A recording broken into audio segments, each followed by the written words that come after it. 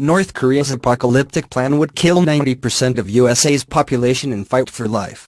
North Korea could destroy modern life as we know it if Kim Jong-un goes ahead with a terrifying threat to carry out an EMP blast over the U.S. mainland.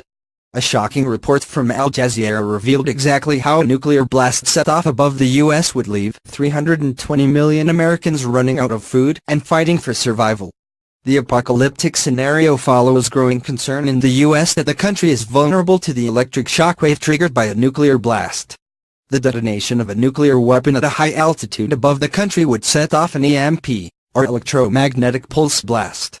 The blast would fry every electronic circuit in a target zone, which expands with a higher altitude detonation. Experts in the U.S. fear that North Korea's Kim Jong-un may be convinced to unleash an EMP blast, given the lack of U.S. protection against such an attack. The communist regime's leader has already threatened to carry out such an attack in the past.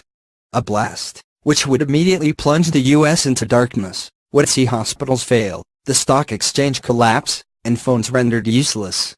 A journalist reporting for Al Jazeera said, most of the trappings of the 21st century would simply stop working. No car or plane would move, no police officer or fireman could be called, no supermarket restocked.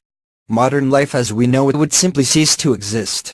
In a terrifying summary of the EMP impact, he says, very little blast damage would be felt at first, but more than 320 million Americans would find themselves without light and without power. They would be left fighting for survival and running out of food.